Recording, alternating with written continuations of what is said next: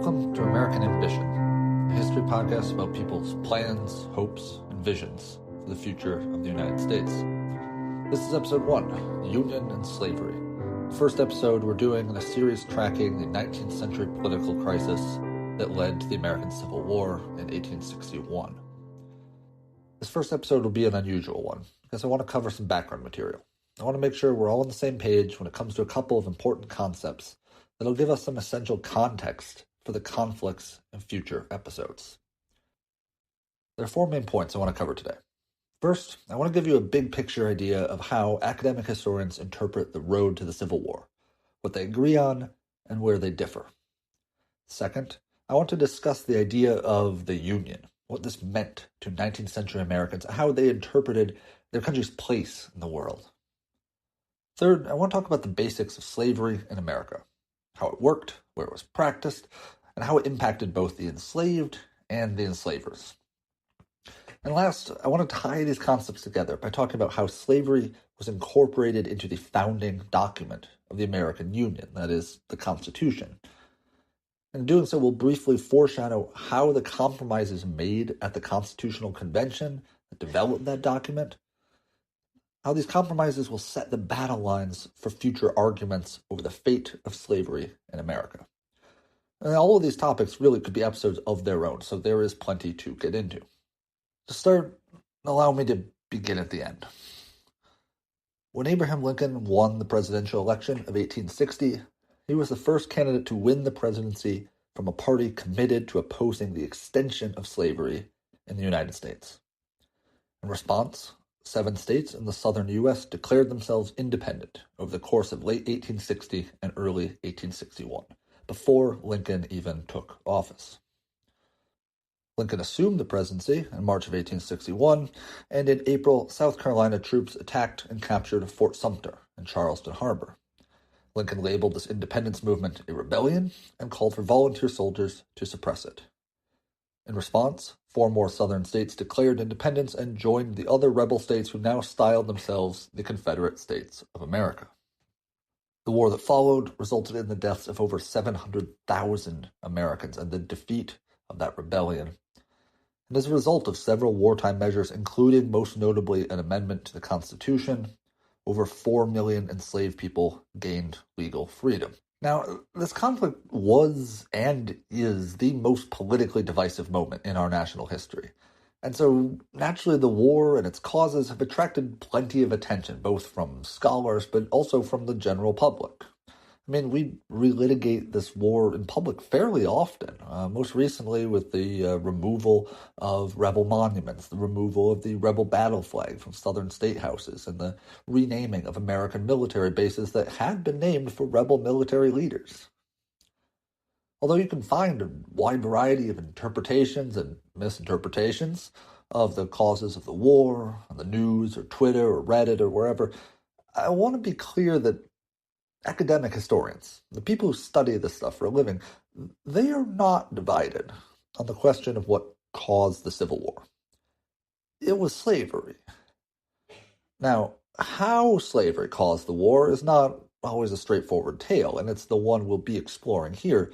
But I want to flag this at the beginning, just so everyone's clear on the consensus on this point. It's natural to wonder, I'm sure, how historians can be so sure about this. You know, if such unanimity of thought is not sympathetic of a kind of groupthink echo chamber, rather than, reasoned, sober analysis. And the fact is really that any reasonable study of the evidence we have from that time, written sources like contemporary newspapers, diaries, letters, political speeches, novels, travelogues, religious tracts, pamphlets on political economy, any reasonable analysis of this evidence compels a serious observer to concede that slavery was at the heart of the brewing political crisis in the mid-19th century United States. You see, this wasn't a secret to Americans at the time, and so when they recorded their thoughts, they observed that the issue of slavery was paramount. I'll offer 2 quick examples that bookend the war, just so you get an idea what I mean. To start at the beginning, when South Carolina seceded in late 1860, their secession convention published a declaration announcing their decision, in which they brought up slavery 18 times in fewer than 8 modern double-spaced pages. This included this dire prediction about the dark future that would haunt them if they did not secede. Quote, "The guarantees of the Constitution will then no longer exist. The equal rights of the states will be lost. The slave-holding states will no longer have the power of self-government or self-protection, and the federal government will have become their enemy." Now, more than 4 years later, as it looked like the war was winding down, President Abraham Lincoln declared in his second inaugural address what he saw as an uncontroversial fact. Quote, "All knew that it," that is slavery, "all knew that it was somehow the cause of the war."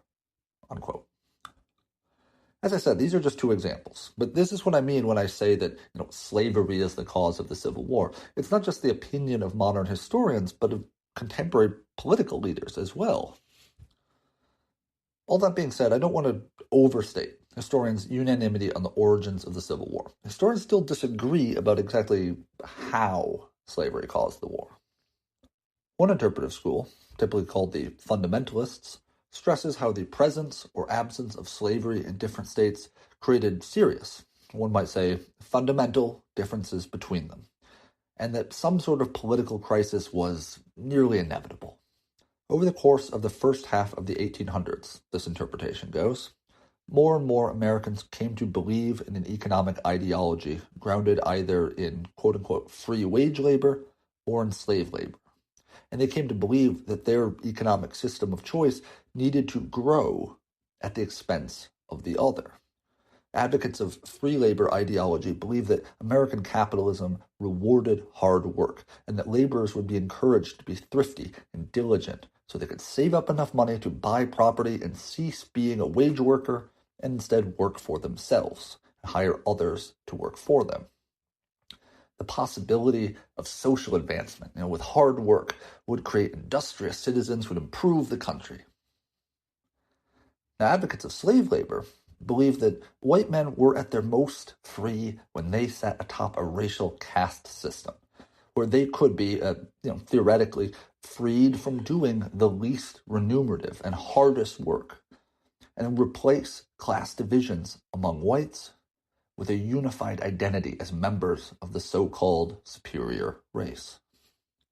The wealth produced by selling the crops that enslaved people grew, sugar, cotton, rice, tobacco, these would be the engine of American greatness. Both ideologues looked to the trans-Mississippi West as a place to build the future of the United States in their image, a goal of expansion that could only be achieved if their rivals' ideology could be sequestered and contained. And so, the argument goes, these ideologues were driven inevitably to war. The other prominent interpretation is commonly known as revisionism, or sometimes more often as neo-revisionism, to differentiate themselves from a discredited school of thought from a century ago. Now, these neo-revisionists argue that fundamentalists oversimplify, that they collapse the nuance of mid-19th century politics, and in doing so, they leave crucial questions unanswered. Neo-revisionists commonly point out that, in fact, both regions, North and South, were quite diverse, both demographically and economically. Parts of the South, for instance, Kentucky, had often had more in common with parts of the North, for instance, Southern Ohio, more in common with them than they did with their brethren in the Deep South. This same could be said of parts of the northern states as well. Neo-revisionists also argue that a focus on an almost inevitable crisis fails to explain how or why the crisis culminated when it did. Why it is that war didn't break out in 1848 or 1850 or 1854 or 1858. Americans developed political compromises over slavery several times in the first decades of the 1800s. Why, neo-revisionists ask, did these compromise efforts fail in 1861? Neo-revisionists stress the role of individual action and contingency, pointing out that it was the decisions of particular historical actors that accelerated political tension, that made compromise less feasible, and galvanized an American public for war. In short, neo-revisionists argue that in much of the North and South were full of people who did not fit the mold of a regional ideologue. And to understand how and why the Civil War happened, we have to understand how and why these people were radicalized. The conflict grew out of slavery, they agree. But the conflict was a culmination of individual action, not the foreordained product of an ideological divide. Few historians would fit perfectly into either camp that I've outlined here, but I just want to mention these schools of thought at the beginning so you have an idea of the big picture scholarly lay of the land on the subject. Historians agree that slavery caused the war. How and why slavery caused the war is still an issue that divides scholars. Now, with the academic bickering out of the way, let's focus on more practical stage setting. This part will be a bit easier if you have a map on hand. And if you like, we've provided a couple at the show website, which you can find in the episode description. Now, in 1790, the United States conducted its first federal census, so about 3 years since the adoption of the Constitution and 2 years into George Washington's first term as president. And at this point, the country was composed of 4 major regions: New England, north and east of New York, the Mid-Atlantic, consisting of New York, New Jersey, Pennsylvania, etc. The South, basically Maryland, Virginia, and everything south of it, and the West, over the Appalachian Mountains, where states like Kentucky and Tennessee would soon be formed. Now, the societies and economies of these regions varied considerably from one another. New England was home to many towns populated by farmers who grew grain on family farms, and seaport towns and cities where there were thriving merchants and maritime industries. While New England was quite homogeneous, founded primarily by families of religious dissenters from the south of England, the Mid-Atlantic was quite the opposite. Centered around the major cities of the country, New York and Philadelphia, this region was home to some of the most diverse populations in the country. Germans, Scotsmen, Dutch, Irish, a smattering of Scandinavians, as well as Catholics, Quakers, and more, all coexisted here. The South was dotted with large estates where black enslaved laborers grew crops such as tobacco, rice, and indigo. Unlike the farms of New England, where farmers produced primarily the food that their family would consume, southern plantations were market-oriented. The crops they produced there were meant to be sold. In the West, across the mountains, Americans lived a relatively hardscrabble existence. They built new farms and towns to populate the states that they hoped would be created out of these territories.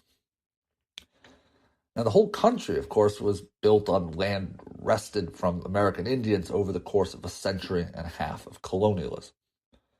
Devastating epidemics, combined with numerous deadly wars, had caused the death of many of the thousands of Indians who had lived on the Atlantic seaboard when the Dutch, Spanish, and English first arrived there. Many American Indians still lived there, however. Almost the whole north of Georgia was the land of the Cherokee and the Chickasaw.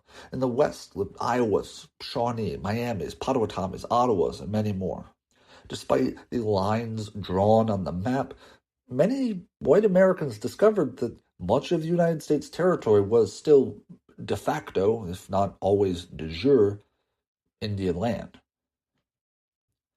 It was also becoming increasingly clear, however, that the real dividing line that mattered most was that between northern states that were transitioning away from slaveholding and southern states where slavery was practiced widely and beginning to expand. I'll talk more about why this was in a bit, but for now I want to note 2 things. First, that when I generalize about the North, I mean the states of New England, the Great Lakes region, and north of the Ohio River, where slavery was being outlawed and would eventually become illegal. When I generalize about the South, I mean Virginia, Maryland, and the states south of them, and south of the Ohio River, as well as Missouri. We'll get to that. And in these places, slavery remained legal. Second, Though I will generalize about these regions for the sake of narrative convenience, these regions are not monoliths. Slavery was much less common in the hills of western North Carolina, northern Georgia, and central Virginia. It was almost non-existent in the western Virginia mountains, that we now know as the state of West Virginia. South Carolina was home to marshland and swamps that grew rice and indigo, while North Carolina and Virginia plantations grew tobacco and some cotton. The sparsely settled Trans-Appalachian West of Pennsylvania bore little resemblance to the thriving metropolis of Philadelphia.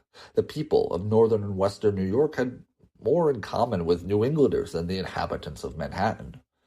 The small farmers of Northampton lived very different lives than the merchants of Boston and Salem.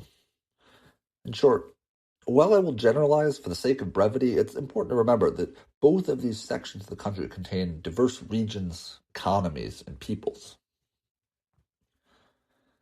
White Americans, both North and South, shared a commitment to the country, to the union of the states and its government. And I want to discuss the concept of the American Union, why this was so powerful in the minds of 19th century Americans. Because I think it can seem a little odd to Americans of the 21st century that anyone would risk their lives for something as abstract as union. But this concept, this idea of the American Union is central to the conflict we're going to discuss. It is, I would argue, what both the Americans of the North and border states and the rebels of the South will ultimately go to war to preserve. To 19th century Americans, the concept of union carried several meanings. To start, it represented the legacy of the Revolution, a conflict waged by the United Colonies to throw off the shackles of a tyrannical king and establish a free government in its place. Related to this, the Union stood in opposition to all the real and imagined tyrannies of the Old World, a place free from the despotism and aristocracy and arbitrary privilege of Europe.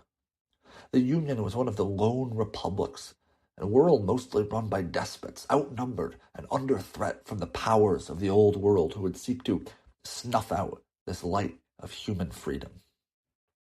Many Americans believed these foreign magnates hated the Union because the Union was a place where your success was determined by talent and work, not where you were born and who you were born to. In the Union, you could be an independent person, not a serf bound to a Russian lord or a peasant on the estate of an English baron, but a free American. Land, the thing that European elites monopolized above all, could be owned by anyone in America. It was important that people could be independent, to own their own land or the tools of their trade, to be beholden to no one, because you needed independent folks to participate in a republic. Union meant government, as Lincoln put it, by the people and for the people. Representative government, where free men made laws for themselves and the law applied equally to all. Taking this all together, the Union represented a providential land where man's God-given liberty could not be trampled by the arbitrary whims of capricious men. It was a beacon of liberty to all the world, showing the way forward into the modern age. The Union was progress. It was providence. It was civilization. Now, of course, just because this is what many Americans, especially white Americans, thought about the Union, about their country, that doesn't mean it was all true. Certainly, if you were born enslaved, you had little opportunity to take advantage of these vaunted liberties. The same was true of American Indians who lived within the United States and its territories. To a large degree, this was true of women as well, who in many jurisdictions enjoyed no separate legal identity from their husbands and faced an uphill battle if they wanted to take part in any public affairs. But there was some truth to these ideals. The United States was one of the few representative governments in the world. Americans, including women and sometimes black Americans, enjoyed rights that were unheard of in other countries. While many Americans could not vote, usually because they were women or enslaved, more people could vote in the United States than in just about any other country in the world. White Americans enjoyed higher rates of literacy and longer lifespans than their European counterparts. And so, in short, when Americans imagined their exceptional republic, they were looking at it with rose-tinted glasses, for sure. But there were actual roses there also. A lot of what I just described to you, you probably recognize as some of the basic tenets of American exceptionalism. This idea of American as a beacon on a hill, a bastion of freedom, etc., etc.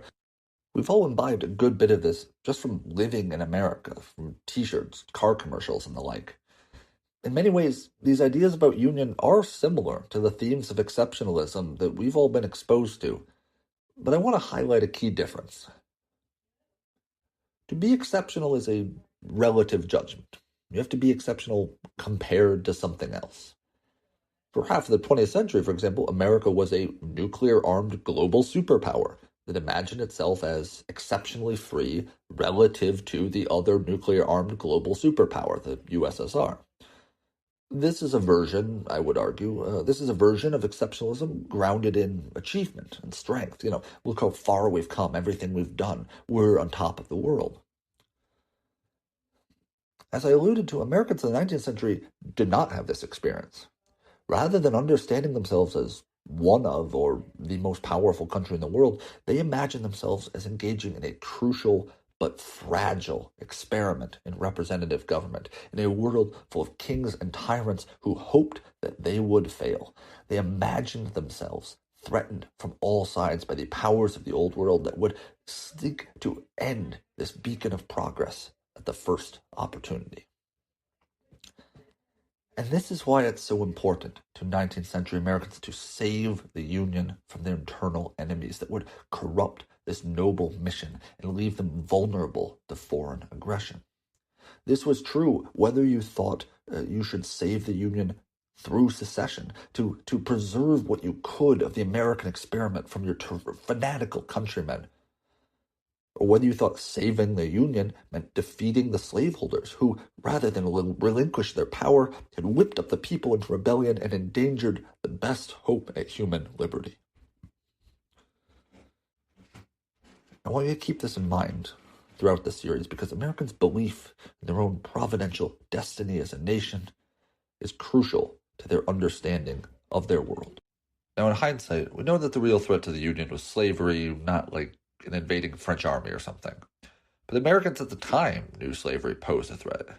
In fact, disagreements over slavery had nearly prevented the United States from forming as a unified country in the first place.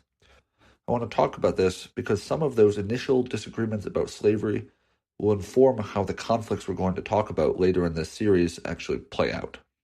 But in order to do that, I need to talk about slavery in America. Slavery of African peoples and often American Indians was practiced by every European colonizer that made their way to the Americas. The English, French, Spanish, Portuguese, Dutch, even the Swedes ran a royal slave trading company for a while.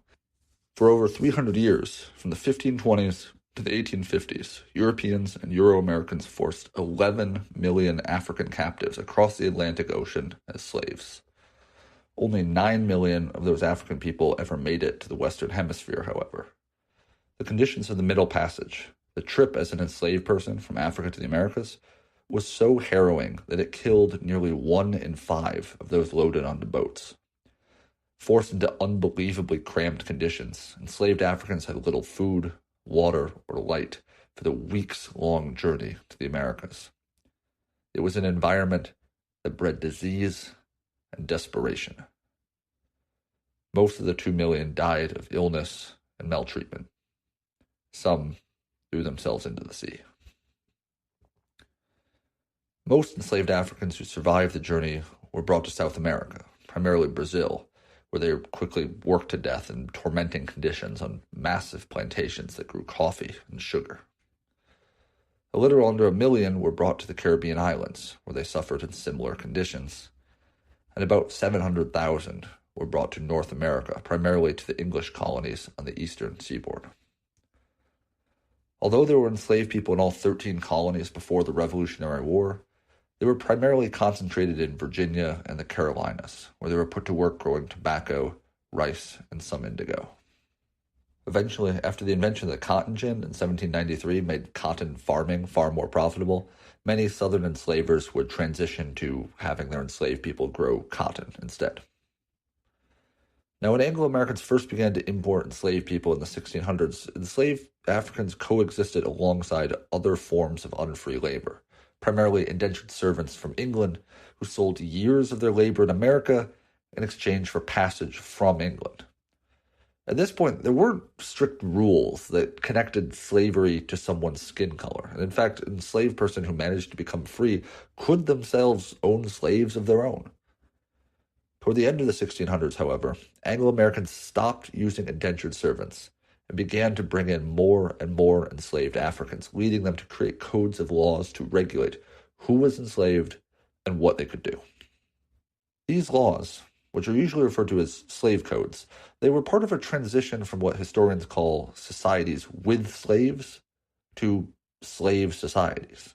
The colonies of New England, as well as Pennsylvania, New York, Delaware, and to some degree Maryland, remained societies with slaves. That is, enslaved people and enslaved labor were a component of these colonies, but it's not the dominant form of labor, and law and culture did not necessarily revolve around enforcing enslaved labor and keeping the enslaved people in bondage.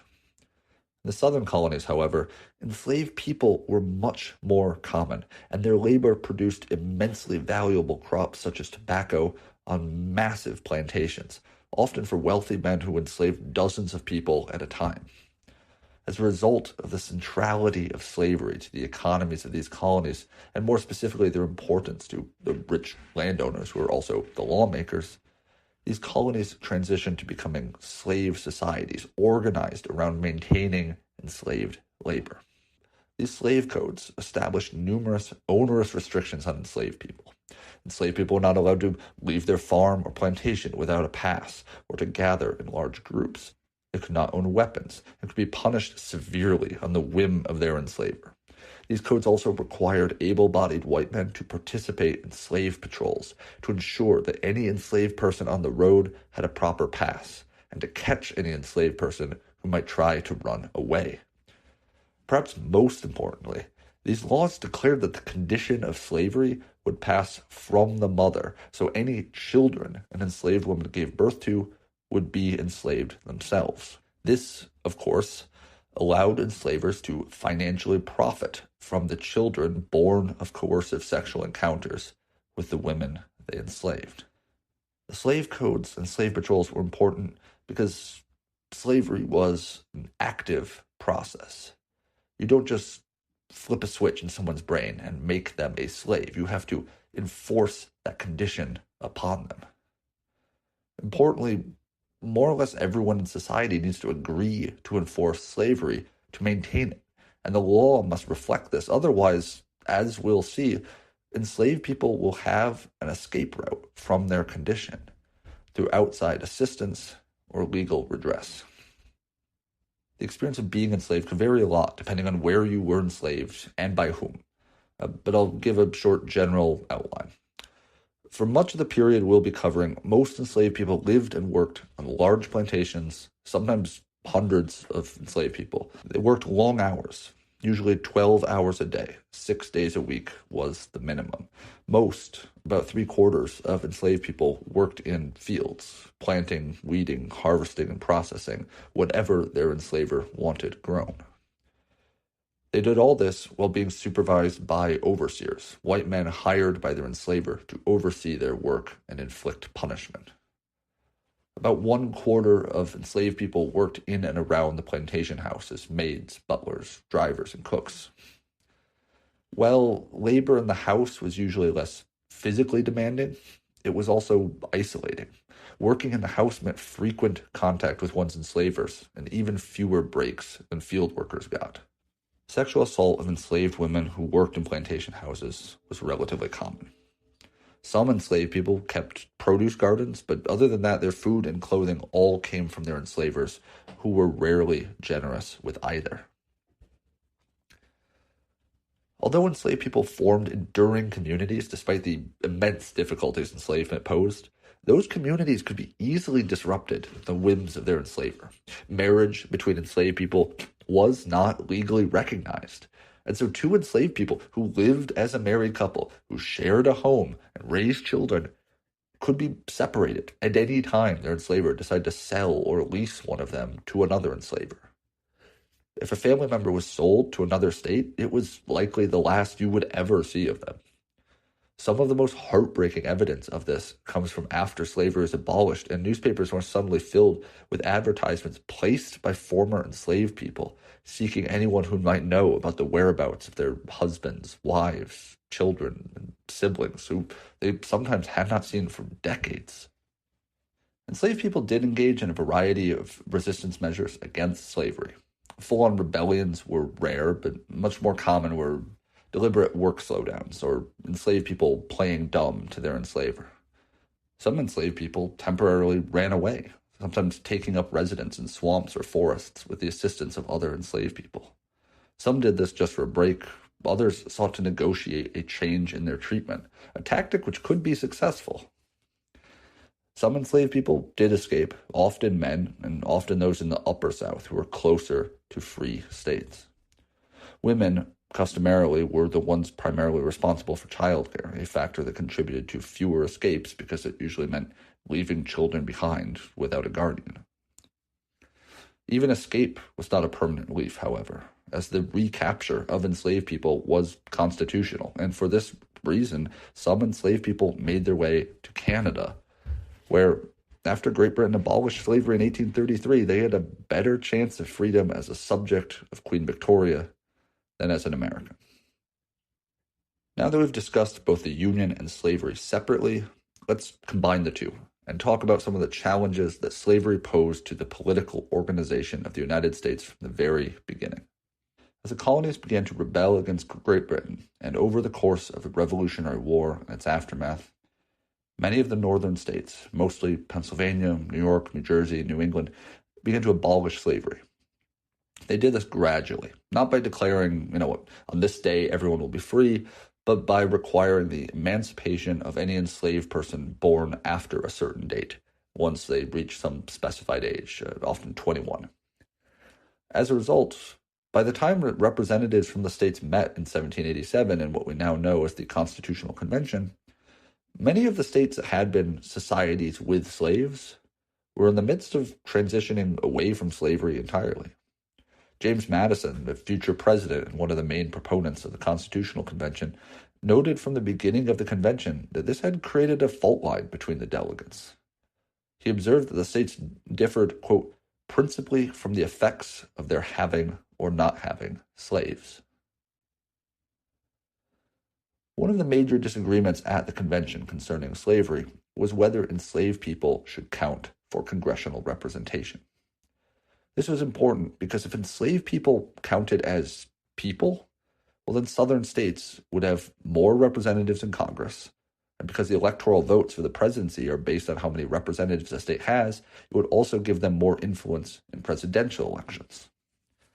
Southern delegates argued that because other people who were legally classified as dependents, such as married women and children, because they're counted for representation, southern states argued enslaved people should be as well. This was a critical issue for southern states because in some, like South Carolina, 4 of every 10 people were enslaved. If these enslaved people were not counted, South Carolina would have a much smaller congressional delegation and considerably less influence on national politics. Gouverneur Morris of New Jersey was one of the northern delegates who would have none of this, saying, quote, upon what principle is it that slaves should be computed in the representation? Are they men? Then make them citizens and let them vote. Are they property? Why then is no other property included? To illustrate some demographic details, I put a couple maps on our website that you can find in our episode description. Follow along there if you can. I know numbers can be a bit hard to follow over audio, but these details are important.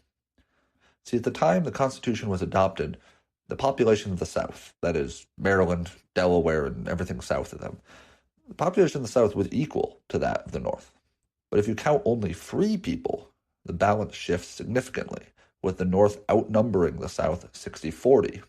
And so how enslaved people were counted was going to have a potentially serious impact on the balance of power in the new United States. A stark divide was developing between states that did and did not allow slavery, because while gradual abolition was slowly ending slavery in New York and New Jersey, in most other northern states it's practically gone.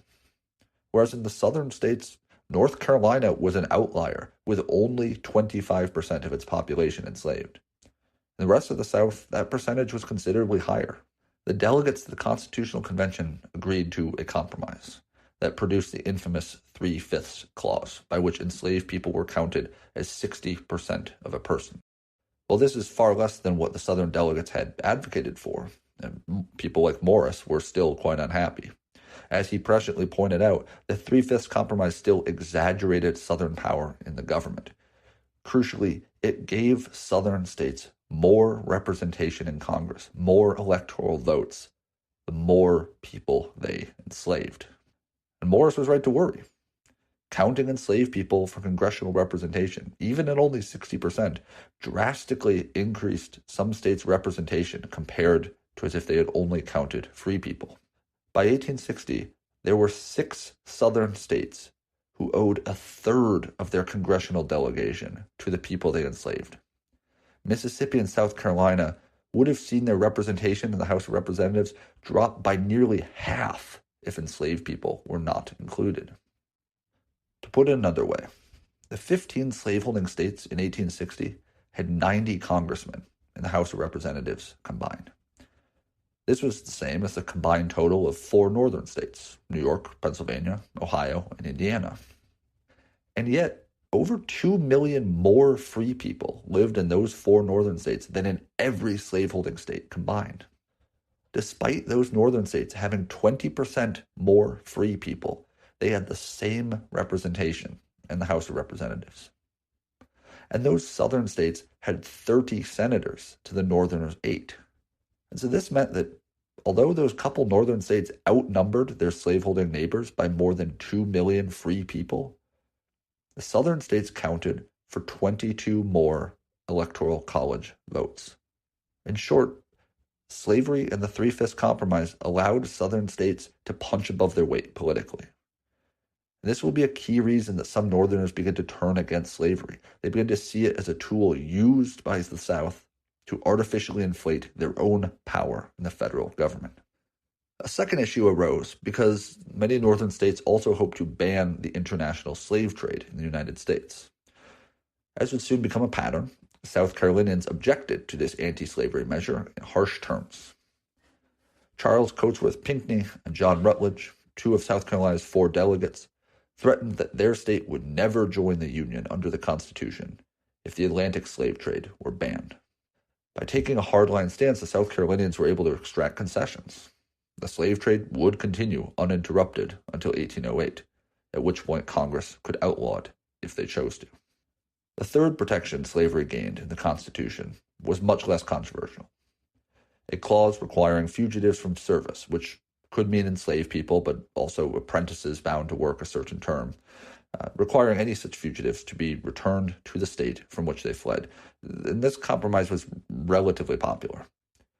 Although most Northerners at this point did not want slavery in their own states, it did not seem so unjust that enslaved people should be returned if they happened to escape. I mean, it's only fair. If someone fled from Massachusetts to Georgia, Massachusetts would like Georgia to recognize Massachusetts law and return them. Despite these multiple compromises over slavery in the Constitution, the word slavery itself was not used at all.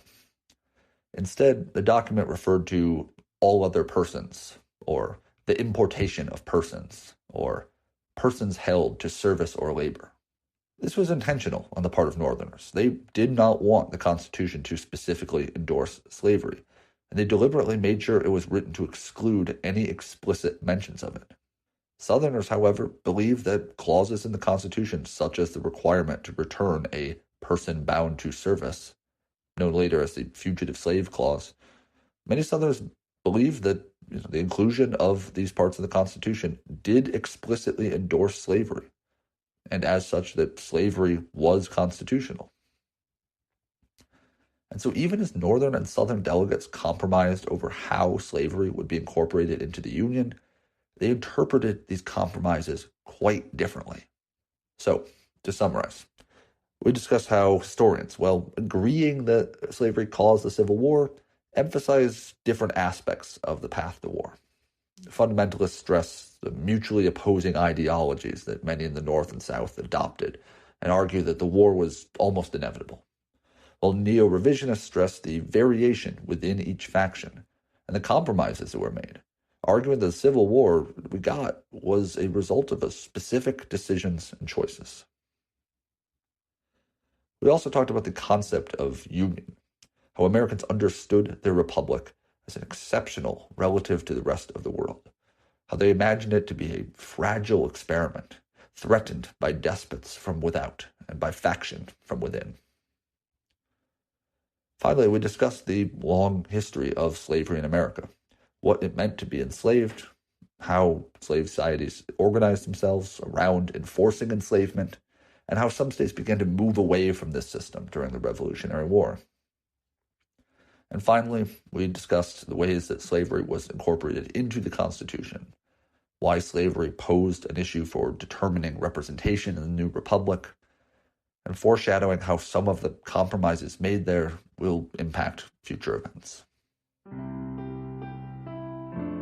American Ambition is written and performed by me, Stefan Lund, and edited and produced by Luke Vancleave.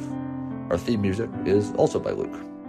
Thanks for listening, and please join us next time for our discussion of the Missouri Compromise, the nullification crisis, and the fascinating presidency of Mr. Andrew Jackson.